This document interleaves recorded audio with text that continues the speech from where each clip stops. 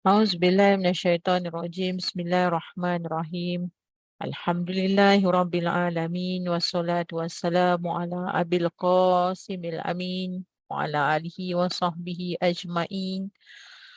Qala rabbi shrah li sadri wa yassir li amri wahlul 'uqdatam min lisani yafqahu qawli. Subhanaka la ilma lana illa ma 'allamtana innaka antal alimun hakim.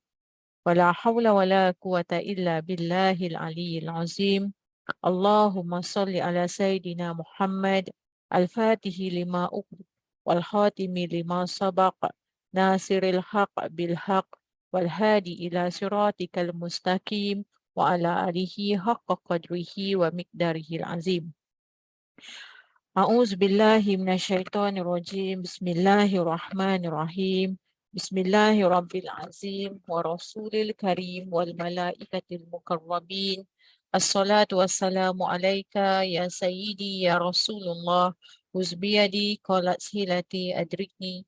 لا إله إلا الله وحده لا شريك له. له الملك وهو على كل شيء قدير. اللهم فقهه في الدين وعلمه التأويل وما يذكر وإلى أولي الألباب. ربنا زدنا علما نافعا وزدنا فهما نبي والإلهمنا الملائكة المقربين برحمتك يا أرحم الراحمين والحمد لله رب العالمين. أعوذ بالله من الشيطان الرجيم. بسم الله الرحمن الرحيم. Assalamualaikum warahmatullahi wabarakatuh. Alhamdulillah, syukur kita pada Allah masih lagi kita dapat bersama-sama pada malam ini dalam satu tajuk, jangan mudah menghukum orang ataupun jangan mudah menghukum seseorang. Sebabnya Islam tidak pernah mengajar manusia supaya menghukum seseorang tanpa sebarang bukti yang lebih nyata. Jauh sekali apabila kita ini menghukum orang tanpa ada tabayun, tanpa ada minta penjelasan yang benar. Maksudnya begitu. Apa yang ada dalam hati kita, dalam fikiran dan akal seseorang tidak mampu kita nilai dengan begitu mudah. Maka di sinilah kita dididik oleh kita boleh cakap baginda Nabi kita SAW dalam kehidupan baginda, bagaimana dia mengajar kita umat Islam, dia mengajar kita agar kita ini sentiasa yang pertama dia bersifat husnuzon, bersifat bersangka baik, bukan dalam semua keadaan. Dia tidak terlibat dalam semua keadaan untuk sentiasa husnuzon. Dalam masa yang sama kita kena ada sedikit su'uzon, iaitu kadang-kadang kita ada satu perasaan agar kita ini berhati-hati dalam kehidupan kita agar tidak mudah ditipu, tidak mudah menjadi golongan pengikut-pengikut. Maksudnya begitulah. Maka semua itu sebahagian dari perkara gaib yang hanya diketahui oleh Allah Subhanahu Wa Taala. Maka bukan kitalah yang punya urusan untuk kita mengetahui hatta di dalam hati mereka. Sesuatu benda yang kita tidak tahu, maka janganlah kita mudah menilai. Mudah kita nak buat satu conclusion. Mudah untuk kita menghukum. Bagaimana kita nak kenali sesuatu itu adalah yang baik ataupun sesuatu yang jahat?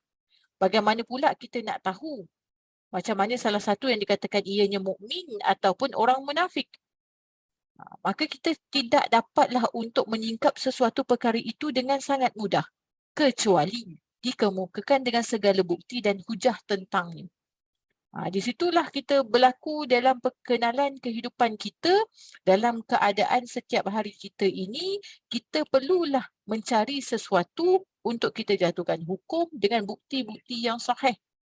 Khususnya dalam kita nak membuat sesuatu keputusan, membuatkan sesuatu hukuman terhadap seseorang ataupun dalam keadaan sekeliling, denganlah keada sesi-sesi tabayunnya. Itu bertanya yang pertama. Mungkin ada masalah peribadi yang tersendiri. Mungkin dari segi masalah-masalah yang dia juga tidak dapat untuk dielakkan. Tapi kita sebagai seorang hamba Allah ini tidak bolehlah nak mudah jatuhkan hukum hatta kita ini mudah memberikan conclusion kepada diri orang tersebut. Contohnya dalam keadaan kekangan-kekangan dan kerapatan dalam segi media sosial. terhadap khususnya medan-medan yang hari ini kita gunakan, kurangnya menggunakan percakapan secara zahir, malah kita lebih selesa dalam penggunaan lapangan WhatsApp. Contoh, Telegram contohnya. Kita lebih orang kata lebih selesa. Iaitu tidak ada intonasi suaranya, tidak ada yang dikatakan pandangan dari mata ke matanya, dan hanya dengan beberapa taipan daripada tulisan-tulisan, maka kadang-kadang kita ini membuat conclusion. Sebab itu dalam kita punya kelemahan sistem media sosial ini juga, dia ada kelemahan yang sangat banyak di mana ia tidak mampu menyampaikan tentang intonasi diri kita. Contohnya kita ambil satu contoh lah kan, di mana kita ini buat conclusion terhadap diri dia. Tambah hari ini banyak dalam sistem teknologi yang semakin canggih ini ada yang dipanggilkan double tick. Bila dah baca ada bertukar berkala warna biru contoh. Kemudian statusnya yang di atas tu ada boleh tengok last scene-nya bila. Kemudian kita ni kononlah hantarlah sesuatu kepada seseorang sahabat, bertanyakan tentang sesuatu, kemudian kita dah tahu dia dah baca, kemudian kita tahu dah delivered pada dia, kemudian kita dah tahu dia dah lihat pada pukul berapa, sekian bin sekian, namun dia tidak menjawab persoalan kita. Lalu kita pun mudahlah menghukum kepada dia dengan kita kata apa?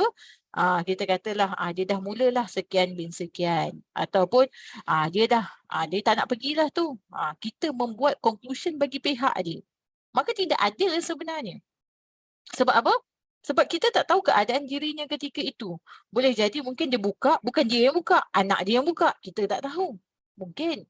Kan? Ataupun kadang-kadang dia tu taklah membuka secara, kadang-kadang kita nak cepat dalam keadaan yang kelang kabut. Kan kita buka je lah mana. Maka benda itu menjadi kepada dia terlepas pandang. Dan isu-isu ini sebenarnya isu yang paling mudah membuatkan seseorang itu menghukum seseorang yang lain.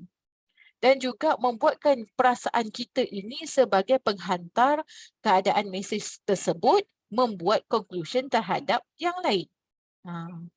Maka di situlah berlakunya keadaan-keadaan tersebut.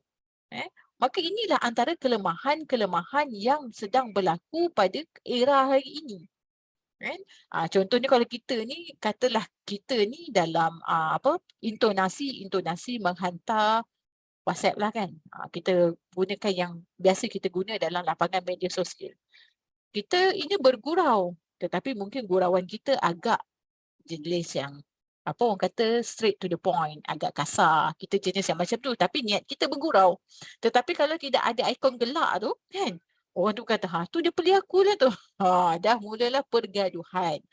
Di situ antara kelemahan-kelemahan dalam sistem hari ini. Maka kita sebagai seorang yang ada ilmu dan juga mengaji ini, kita tidak bolehlah mudah untuk membuat keputusan terhadap orang tersebut. Kan? Maka bila ada kelapangan kita tanya. Ataupun kita mudah berlapang dada untuk kita tidaklah terjerat dengan sesuatu perkara yang kita tidak boleh kawal. Ini tu semua tidak boleh kawal dalam keadaan sesuatu. Kadang-kadang kita membaca dalam keadaan yang kita juga beremosi. Contohnya dalam keadaan kita tengah penat, dalam keadaan yang kita juga ketika itu dalam keadaan sedikit rasa ketidakpuasan hati dalam keadaan sekeliling. Dia melibatkan dengan apa yang kita baca, secara automatically-nya dia mentransferkan emosi dan juga perasaan itu kepada yang kita duk balas. Itu adalah satu sistem kelemahan.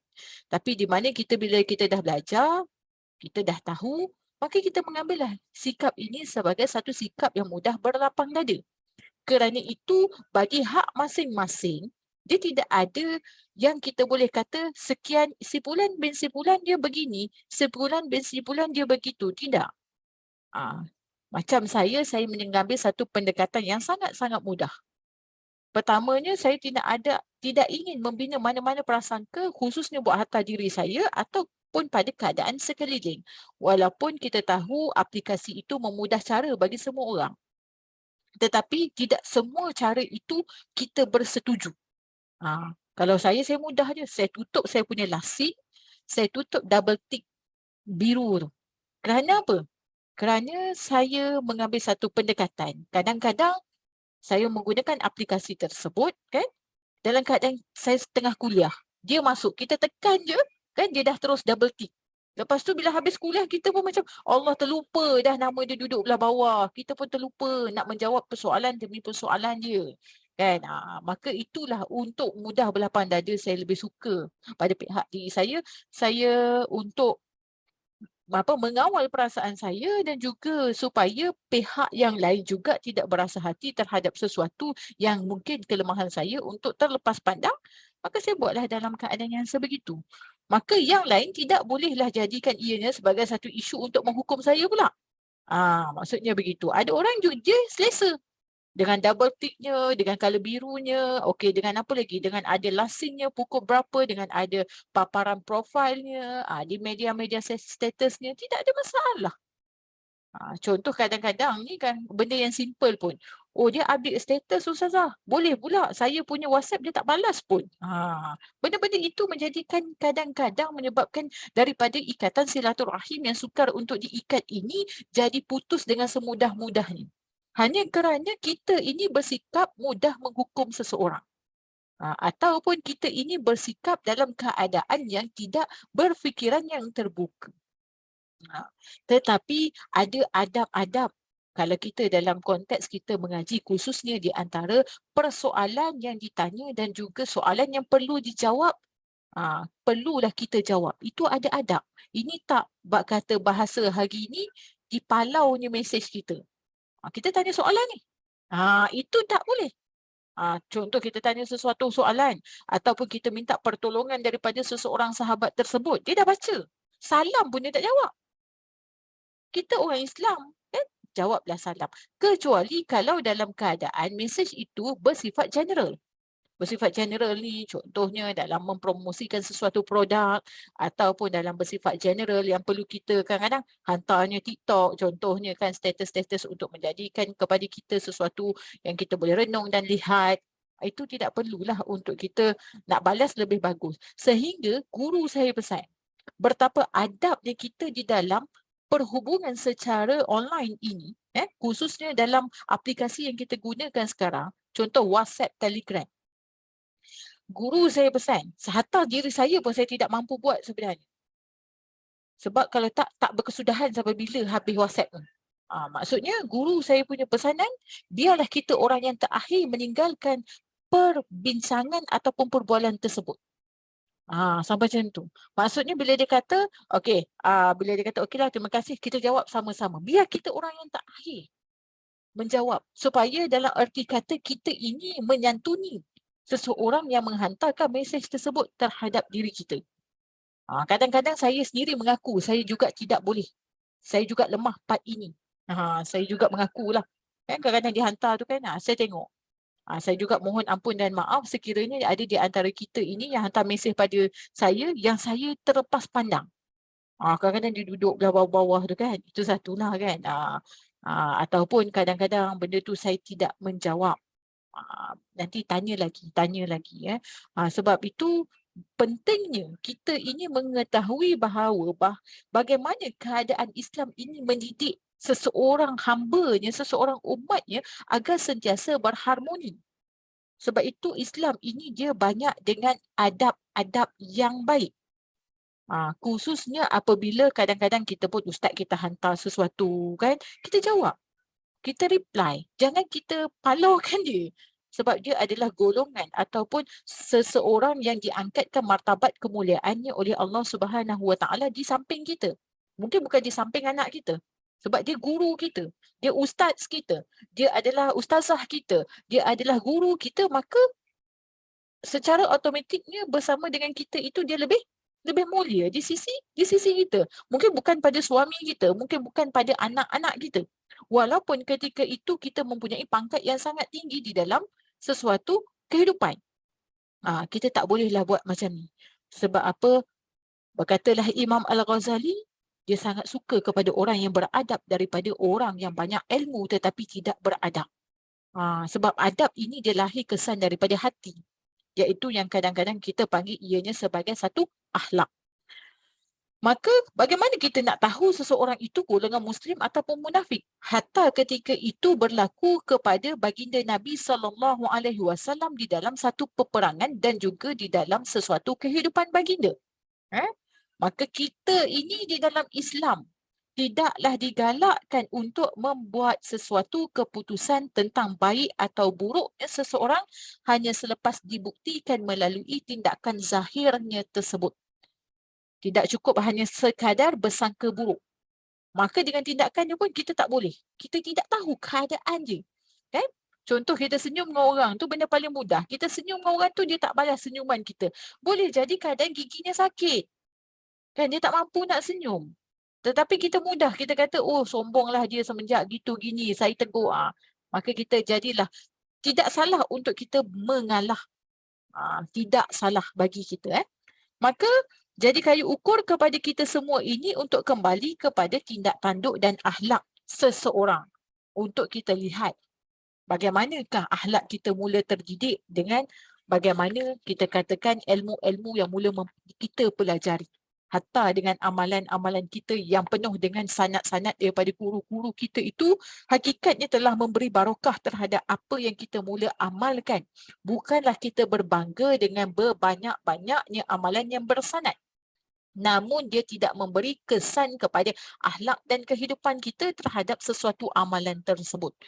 Sebab itu Allah Subhanahu Wa Taala dia kata apa?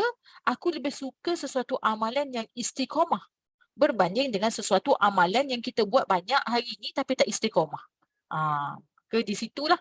Maka dalam kita tengok dalam satu peristiwa dahsyat yang berlaku ketika perang Uhud di kota Madinah Al-Munawwarah. Sebelum peperangan itu tercetus, sudah sampai ke telinga para sahabat ini bahawa ada di kalangan para tentera Islam ini adalah golongan yang munafik. Mereka tahu, malah mereka ini punya susah sangat nak cam, mereka ibarat kata-kata mereka penuh dengan kebijaksanaan. Mereka punya kepura-puraan itu lebih daripada sahabat yang betul-betul benar di sisi baginda Nabi kita SAW. Sampai tak boleh nak nilai. Dari tutur katanya, daripada perhubungannya sampai kita kata dia ni memang takkanlah dia nak betray contoh kan. Tapi itulah yang berlaku. Sehingga para sahabat ini tidak mampu pun menilai mana satu ni golongan munafik, mana satu golongan yang mukmin, mana satu yang benar-benar ikut Nabi kita, mana satu yang benar-benar di dalam perkumpulan ini adalah sebagai orang yang menyimpan dendam terhadap Islam itu sendiri. Hari ini berlaku pada kehidupan kita sebenarnya. Tambah-tambah dalam keadaan polemik hari ini. Kan sekarang musim PRU ni kan. Kita tengok kita pun dah tahu mana satu kita nak undi. Mana satu yang ini kata macam ni, yang ini kata begitu, yang ini berkata begini. Kita sampai kita jadi sangat hatta dalam organisasi kita pun. Organisasi contohnya, organisasi keluarga yang besar. Bukan keluarga kecil lah, keluarga kecil insya-Allah kita boleh pantau dari segi keluarga kita panggil keluarga kecil kita iaitu suami kita, isteri sebagai isteri dan anak-anak insya-Allah lah kita boleh memantau. Tetapi bila dia terlibat dalam satu keluarga yang besar yang melibatkan pakcik makcik kita di belah mak dan juga belah ayah, iaitu dalam satu grup WhatsApp besar, kita pun tak tahu dia ni yang mana satu Maka tarbiyah Nabi Muhammad SAW yang cukup sempurna mula masuk pada hati para sahabat sehingga mereka tidak sekali-kali berani menuduh sesiapa pun dalam kalangan mereka yang munafik. Nabi bagi pesanan yang padu sampai macam tu. Hatta yang kita baca pada pagi tadi iaitu janganlah menyusahkan orang lain. Kan? Sampai keadaan begitu bila mereka ingat kepada pesanan Nabi, mereka sama sekali tidak berani. Mereka adalah sebaik-baik manusia yang ada dalam sejarah peradaban manusia. Siapakah dia? Itulah yang bersama dengan Nabi SAW yang terdiri daripada para sahabat Nabi. Tidak pernah sekali terkeluar daripada mulut para sahabat mula menfitnah dan juga membuat tuduhan orang lain sebagai golongan yang munafik. Sama sekali tak pernah. Maka Nabi Muhammad SAW juga tidak diarahkan oleh Allah supaya mencari siapakah golongan penipu ni. Hatta Allah tidak pernah menurunkan mana-mana ayat supaya Nabi ini mencari.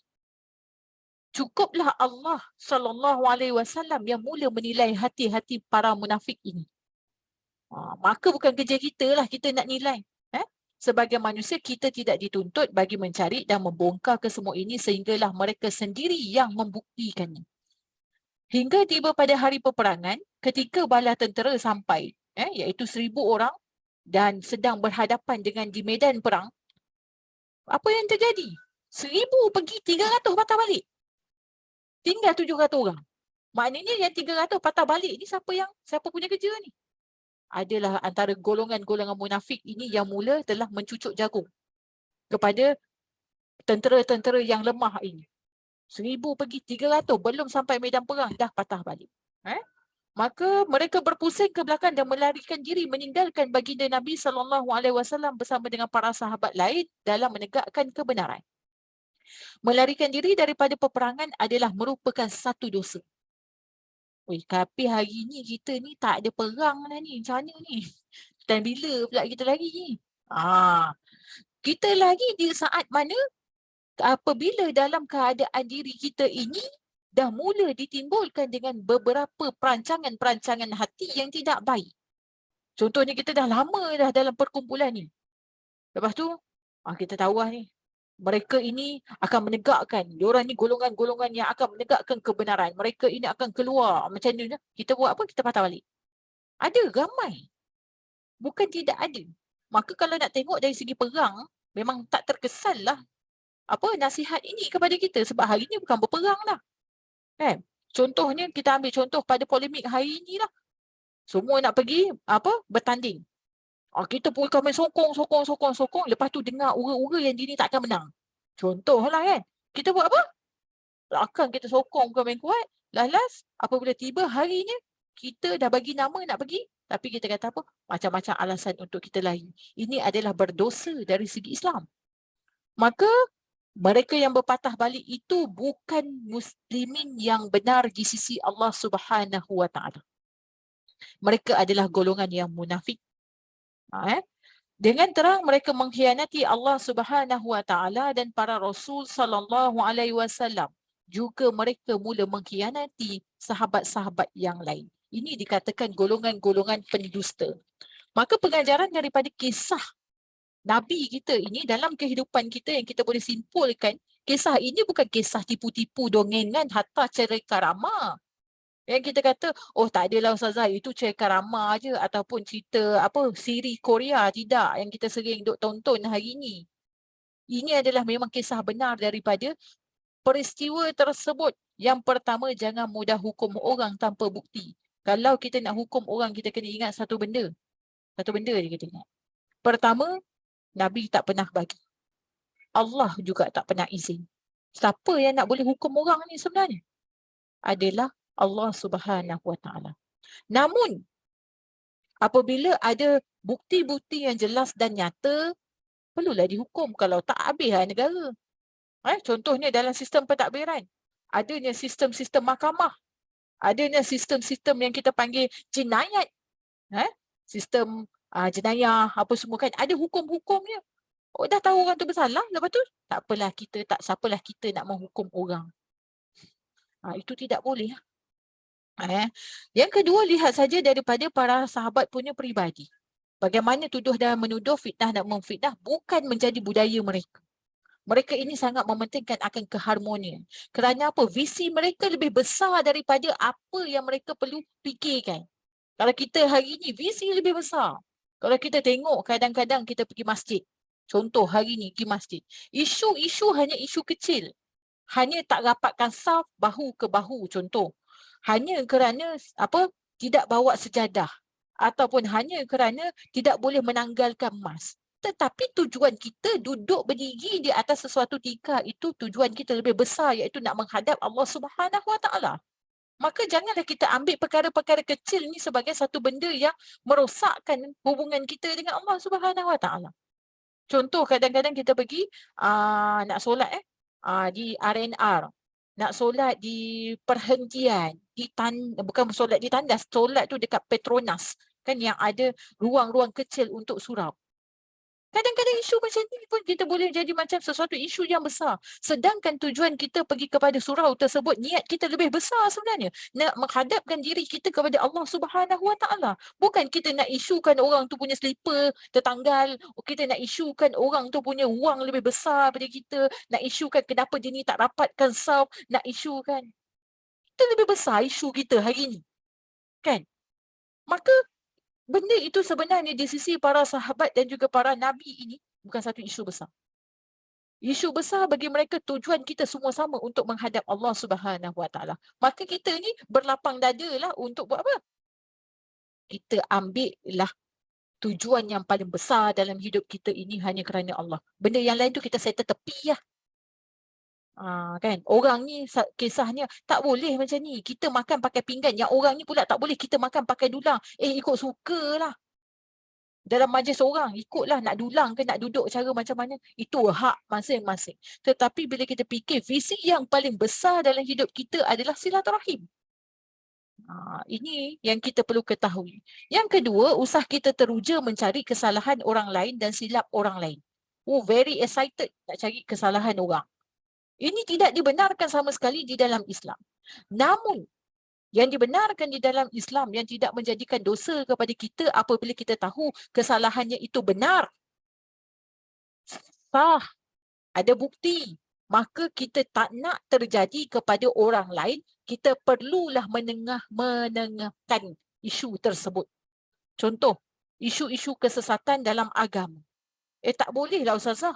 Itu hak dia, kalau kita cakap tu kita ngumpat dia Ustazah, berdosa. Tidak, di dalam Islam tidak. Kita boleh ketengahkan sehingga kita menunjukkan bukti-buktinya. Hatta kita boleh sebut nama orang tersebut. Bukan kita dia cakap, hamba Allah tu hamba Allah. Tak. Supaya apa? Demi menyelamatkan akidah kita, demi menyelamatkan agama kita, demi menyelamatkan pegangan kita. Itu kita kena faham jugalah. Tak boleh Ustazah, ini kalau macam ni mengumpat. Terang-terang orang tu membuat ajaran yang bertentangan dengan Islam. Lepas tu kita duduk diam. Tak boleh. Maka yakin bahawa Allah Subhanahu Wa Taala pasti akan membuka pintu kebenaran dan memperlihatkan sendiri sifat peribadi seseorang itu apabila berlaku dalam sesuatu peristiwa. Itu kerja Allah, bukan kerja kita. Kita minta je pada Allah. Sebab itu kita minta pada Allah yang pertamanya, ya Allah, kau tunjukkan kepada aku yang hak itu sebagai hak, yang batil itu sebagai batil. Kan? Ada doa dia. Al-haq tu, al-batilan tu batilan. Wazubna tiba'ah. Beberapa doa yang perlu kita buat. Sebab bukan kita. Maka di situlah jelas perbuatan khianat dan rosak akhlak mereka hingga sanggup mengetepikan prinsip-prinsip Islam dan berlawan arus dengan kemahuan Islam. Maka kita tahu dia bukanlah seorang mukmin. Maka kita kena lihat isi hati kita ini adalah rahsia yang tersembunyi. Orang hanya boleh judge je. Orang hanya boleh membuat satu spekulasi tentang hati kita. Tetapi belum tentu ianya benar. Saya tahulah Ustazah. Kan? Saya tahu lah, saya dah lama dah dengan dia. Saya tahu sangatlah dia. Kadang-kadang kita buat keputusan untuk suami kita. Kita bawa makanan kan. Okay. Saya tahulah suami saya tak makan ni. Time-time macam ni dia tak makan. Sedangkan suami kita tu belum menjawab apa-apa. Maksudnya kita tidak tahu. Sebab yang mengetahuinya adalah Allah. Apakah hikmah Allah Subhanahu Wa Taala menyembunyikan isi hati seseorang daripada manusia yang lain?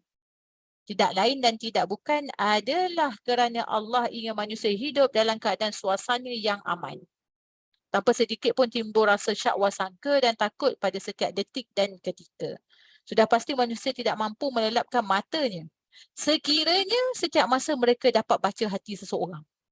Tak boleh lelap mata tu. Baru nak lelap boleh baca hati orang sebelah. Boleh macam tu. Ada orang dia kata saya boleh baca Ustazah hati-hati orang ni. Wah, kasyaf mana tak tahu. Maka ini bukanlah kelemahan, bahkan satu kenikmatan yang tidak ketara, anugerah daripada Allah Subhanahu Wa Taala. Sekiranya isi hati bukan perkara rasa, dunia ini mungkin menjadi huru-hara. Kesimpulannya, usah mencari apa yang tersirat dalam hati manusia kerana ia tidak ada sedikit pun mendatangkan keuntungan. Maka kita perlulah untuk maju ke hadapan ni, kita besarkan visi kita. Visi kita lebih besar. Untuk kita settlekan apa yang perlu kita settlekan. Tak perlulah kita nak layan benda-benda yang simple-simple. Kadang-kadang kita ni Allah, hai buat pula keputusan bagi orang lain. Dia tak nak tu Ustazah. Tak payah paksa-paksa. Orang tu belum bagi keputusan. Orang tu cakap, tak Ustazah saya nak. Bagi bahasa saya dulu. Contoh. Kan? Kita pula. Belum jawab soalan lagi. Tu dah tak nak tu. Kan? Baru dia tanya, adakah awak memang bersama dengan saya untuk dalam memajukan sesuatu syarikat contoh. Orang tu belum dan jawab. Lambat 2-3 saat pun. Mesti awak tak nak kan? Sebab tu awak lambat jawab. Allah. Kan? Maka jangan kita buat keputusan terhadap seseorang itulah. Tetapi kadang-kadang di atas perbuatan ataupun tingkah laku dan juga timbal balik perasaan itu ataupun akhlak seseorang itu kepada kita, kita dah boleh membuat conclusion. Sebab orang-orang yang jenis yang menjaga hati ini juga, dia tak nak menggores hati juga pun ada. Macam mana aku nak jawab? Aku sebenarnya tak nak ni, tapi nak perhalus ni. InsyaAllah, dia jawab insyaAllah kan. Lepas tu orang tu hantar lagi. Ada orang tu jawab insyaAllah. Dah 10 kali dia punya insyaAllah. Sebab dia boleh dia jawab, saya memang tak nak. Tapi takut orang itu terguris hati. Ataupun dia bagi tahu dengan membalas kata-kata yang penuh bunga-bunga. Itu demi menjaga hati sebenarnya. Sebab takut-takut kalau kita bagi secara terang-terangan orang itu mengguris hati. Itu juga dipanggil adab antara sesama manusia. Maka kita ini mengambillah satu iktibar daripada peristiwa ini agar kita sentiasa husnuzon dalam setiap keadaan dan ketika. Tetapi tidak bolehlah juga sentiasa husnuzon seperti mana kita ni buat apa tau, kita tinggal kereta. Lepas tu tak kunci. Dalam kereta ada duit terang-terang dekat atas dashboard. Kan? Jawapannya memang minta kena pecah jawapannya. Maksudnya, tak apa Ustazah, saya husnuzon. Allah akan jaga kereta saya. Itu tidak benar dari segi hakikat dan juga syariatnya. Moga-moga menjadi satu iktibar dalam hidup kita walaupun ianya satu tazkirah yang ringkas namun pada saya ianya sangat padat untuk melahirkan diri kita ini menjadi insan yang baik di antara mencapai keharmonian demi untuk kebaikan manusia sejagat dan juga pembangunan agama di akhir zaman ini khususnya dalam keadaan-keadaan yang mencabar pada saat-saat hari ini di mana perhubungan secara fizikalnya lebih kurang berbanding dengan perhubungan secara online. Betul tak? Kita kurang bertemu secara fizikal dan kita lebih suka menggunakan aplikasi online. Contoh dalam rumah kita pun dah jadi kan? Punyalah malah. Kadang-kadang berlaku jugalah dalam diri saya. Saya kat dalam bilik punya malas nak keluar, saya call anak saya daripada dalam bilik saya sedangkan tak sampai 300 langkah nak ke bilik anak. Contoh. Lepas tu kita guna aplikasi apa? Online. Ataupun kita call. Ni makanan dah siap, jom makan. Ada grup WhatsApp tu kan, masuk. Tak ada dah. Kita lebih suka daripada perhubungan online berbanding perhubungan fizikal. Macam kita tengoklah. Buat reunion, contoh. Nak bertemu ahli keluarga, contoh. Dalam membuat kenduri kendara, contoh. Dalam nak buat majlis perkahwinan. Nak desainnya tu berbulan-bulan. Namun apabila tiba pada hari kejadiannya, apa jadi pada kita masing-masing? Lebih kepada sibukkan di tangannya handphone berbanding dengan perhubungan fizikalnya. Sebab apa? Kita ambil gambar dulu. Kita itu ini. Lebih mesra di dalam handphone. Masya Allah. Maka itulah sebenarnya antara cabaran-cabaran kita di akhir zaman ini apabila kurangnya perhubungan secara fizikal bersentuhan itu. Sedangkan inilah yang ditinggalkan oleh baginda Nabi kita sallallahu alaihi wasallam dalam konteks ziarah menziarahi, dalam konteks salam bersalaman, dalam konteks peluk berpelukan. Kan kita ada peluk hari ni pun jumpa orang takut. Kan? Ataupun kita hulur tangan dia buat macam ni pula kat kita. Kita hulur tangan ni nak salam, dia buat macam ni. Tak apa. Kan? Maka kita kena pandang, kita renunglah. Dalam semuanya itu adalah ikatan silaturahim. Maka kita ni bukan selalu jumpa pun. Yalah, saya faham dengan keadaan sekarang kita sangat berhati-hati dengan isu-isu yang semakin naik dalam keadaan COVID ni kan. Dah mula pula kena pakai mask sekian apa semua kan. Kadang-kadang isu-isu pakai mask pun jadi isu. Kenapa kau pakai mask? Ya kalau orang tak pakai mask, kalau dia selesa yang kita ni tak pakai pun tak apalah. Dan dia pula tanya kita kenapa kau tak pakai mask? Kadang-kadang isu-isu Allah simple ni tolaklah ke tepi. Mungkin orang itu dalam konteks berjaga-jaga. Salam. Orang tak nak salam. Saya banyak kali lah sebab tu hari ni bila dah kena banyak kali saya kurang menghulurkan tangan. Kalau orang hulur tangan, insya-Allah saya sambut. Tapi saya mohon ampun dan maaf sekiranya saya tak hulur tangan. Sebab banyak kali ya kena. Bila kita hulur tangan dia pula buat macam ni. Tak apa susah. Kalau saya lah dengan guru saya kan. Ini pesanan buat diri saya. Bila guru hulur tangan, walaupun ketika itu saya tak nak salam, saya akan turut juga salam. Sebab martabat seorang guru. Guru ni dia tinggi sikit lah. Tapi kalau dengan saya ni saya tak ada masalah. Nanti jangan buat dengan guru-guru yang lain. Sebab kita ni golongan-golongan yang mengaji.